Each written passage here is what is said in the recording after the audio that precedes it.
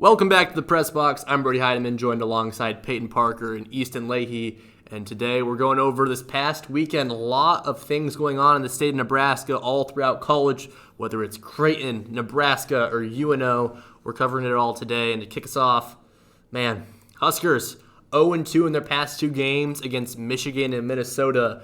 And what a heartbreaker it was on Saturday, falling just short to Minnesota. We're down 19 at one point and came back. Looked like they might win it when Juwan Gary hit a quick layup there at the end, and then, man, Zigsby went down, hit a game-winning three, and just felt like the air in that stadium and the air in that season was just gone from Nebraska.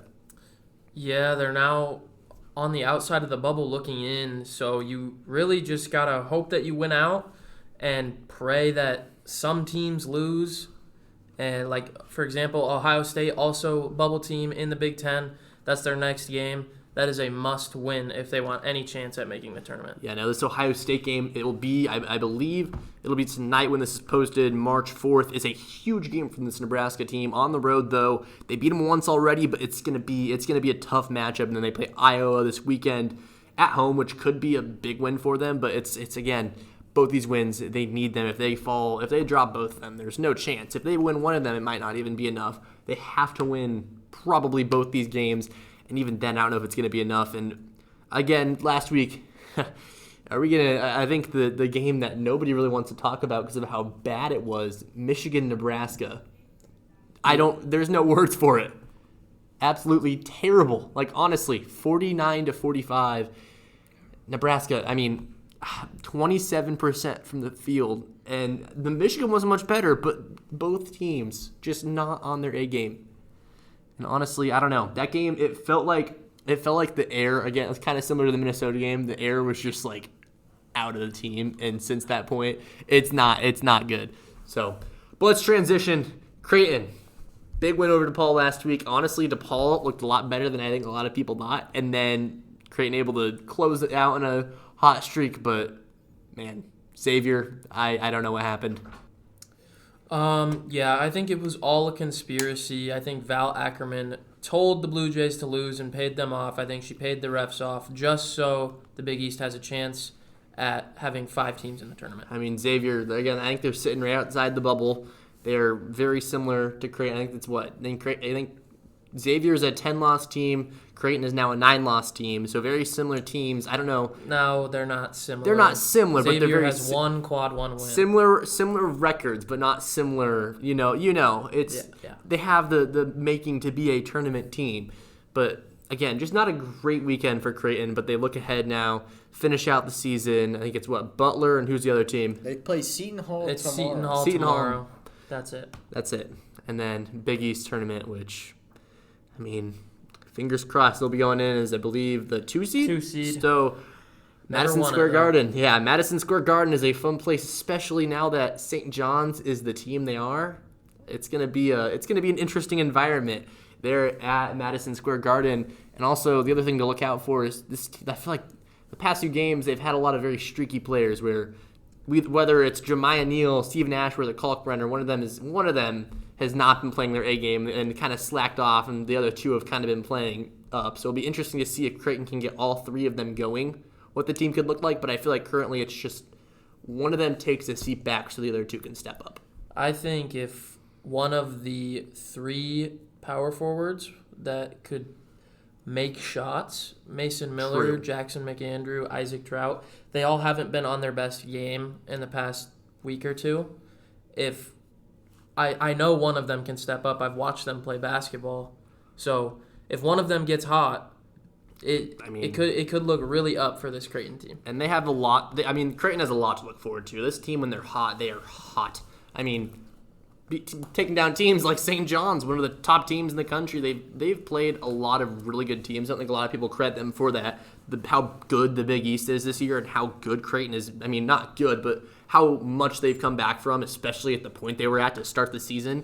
I think that if Creighton continues to just kind of have that steam that's kind of been pushing them to stay above, or not above, below 10 losses, if this pushes them into the tournament, I think, even though they're going to probably go in as a 6 or 7 seed, they're going to be playing like they're a 3-4 seed.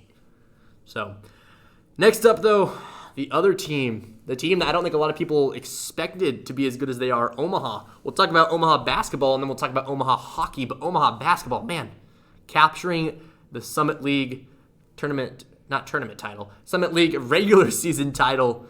And Crutchfield, I mean, talk about a guy that's bringing some energy to the locker room. They have just looked completely different than when he was not here.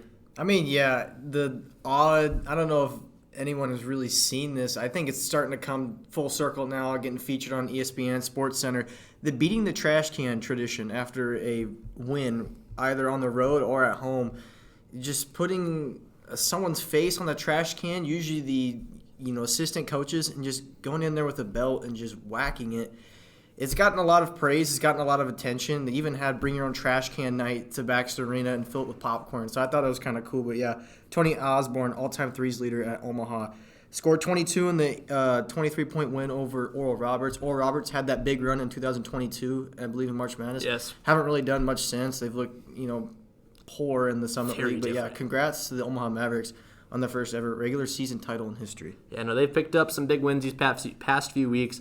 The only thing that's kind of not the greatest for them is they have to win this tournament. It doesn't matter. They could go undefeated in the regular season, but if they lose in the Summit League tournament, they're not making it. So this tournament really decides if they make a run. And currently, the crazy thing is they might make it in as a 16 seed, which will be interesting to watch because there's a chance that they could be playing a team, Auburn, Duke, one of the one seeds, and a team from Omaha going up against a number 1 seed. Will be an interesting matchup.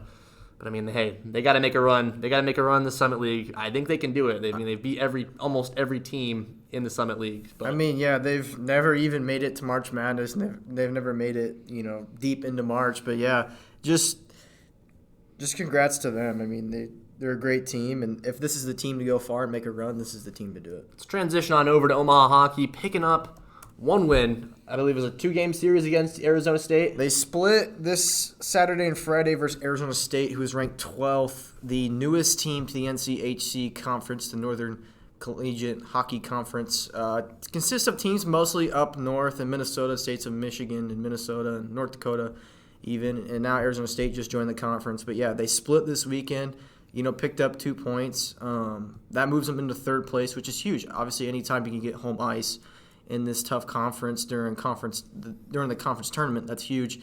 They go on the road this coming week against 18th North Dakota, rivalry that's been going on for the past couple decades, and just it's going to be a tough one up there in Grand Forks and 18th Fighting Hawks. They're a good program up there, but yeah, definitely need a few wins to move up that leaderboard in the conference play. Yeah, Omaha, they need a lot. They got a lot to go through, especially with the division they're in, the tournaments they're going to be in. And I mean, honestly, and they need to win because for the NCAA tournament, they only take the top 20. Omaha's only been in that tournament 3 times, and they made the Frozen Four, in 2015. That was their best run where they lost to Providence. But yeah, they just need to get in and do their thing.